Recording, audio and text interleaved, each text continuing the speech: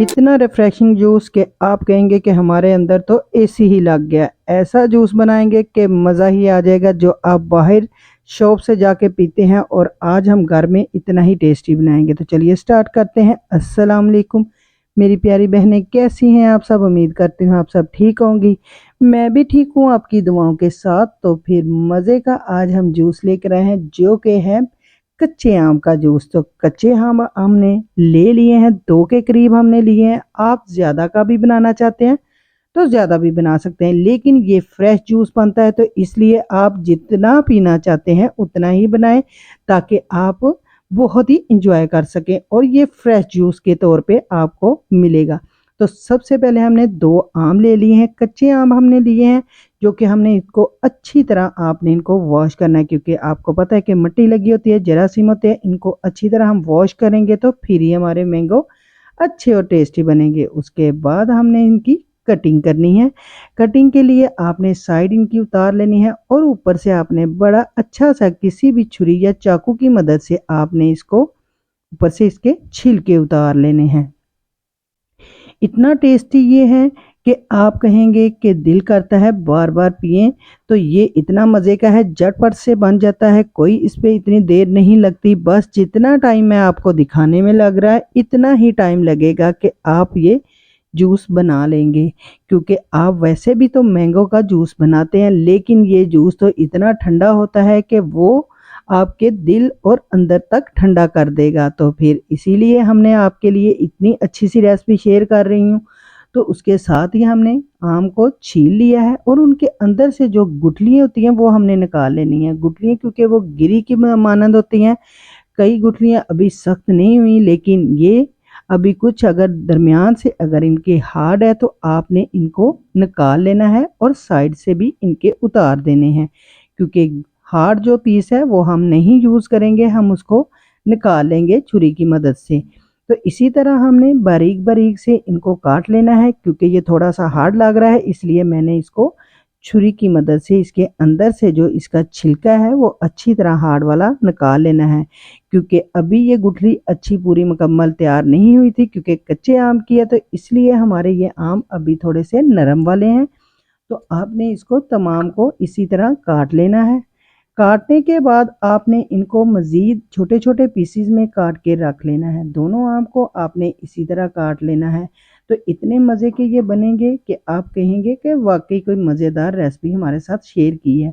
तो जो fresh juice पीने वाले हैं वो तो इंजॉय करेंगे, और जो चटपटा खाने वाले हैं वो तो कहेंगे वाह, हमें ये पहले क्यों नहीं रेसिपी मिली जो हमें अब पता चली है।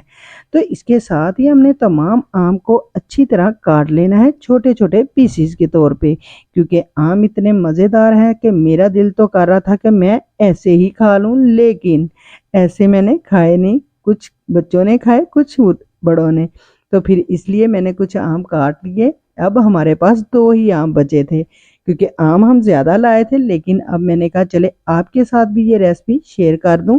तो इसके साथ तमाम जो मैंने आम थे वो दोनों काट लिए हैं, छोटे छोटे इसके पीसेस कर लिए हैं। इसके साथ अब हमने क्या करना है, अब हम फ्रेश पुदीना लेंगे। पुदीने को आपने अच्छा सा वॉश कर लेना है। वॉश करना है क्योंकि इसके ऊपर भी बहुत ज़्यादा मिट्टी लगी होती है, तो आपने इसको वॉश ज़रूर करना है। क्योंकि वॉश करने से इसकी मिट्टी सारी उतर जाएगी, और ये फ्रेश पुदीना ही आपने इसके अंदर इस्तेमाल करना है। तो इस पुदीने के हमने तमाम धो कर रखा हुआ था, और इसके अब हमने इसके एक एक करके पत्ते उतार के इसके अंदर शामिल कर लेने हैं। क्योंकि ये हमारे जो है जूस को और फ्लेवर देगा, जो कि बहुत ही मज़ेदार है। आप जाके बाहर मिंट पीते हैं, मिंट जूस पीते हैं, तो आज आप घर पर ही मिंट और गन्ने का जूस की रेसिपी ये भी है कि ये बहुत ही मज़े की उसी फ्लेवर में आएगी। तो इसके साथ हमने जो पुदीना था वो भी डाल लिया है। अब हमने इसको ब्लेंडर में डालना है। ब्लेंडर में हमने इनको ब्लेंड करने के लिए बहुत ही अच्छा सा इनके अंदर सारा हमने तमाम चीज़ें शामिल कर देनी है।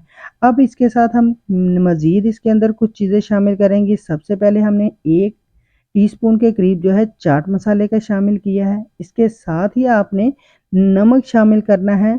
काला नमक आपने 1 चम्मच शामिल करना है। हाफ चम्मच आपने इसके अंदर जो है सफ़ेद नमक शामिल करना है और उसके साथ ही हमने थोड़ा सा ज़ीरा पाउडर भी शामिल किया है। ये मसाले जाएंगे। इसके अलावा आपने कुछ नहीं डालना। साथ आपने चीनी की एक छोटी प्याली, यानी आपने जितनी चीनी मीठा खाना चाहते हैं उस हिसाब से आपने इसके अंदर शामिल कर देना है और उसके बाद आपने इसको ब्लेंड कर देना है। इतना मज़े का ये फ्रेशिंग जूस है कि आप यकीन करें कि आप पियेंगे तो कहेंगे वाकई ही हमने कुछ पिया है और फ्रेश जूस है।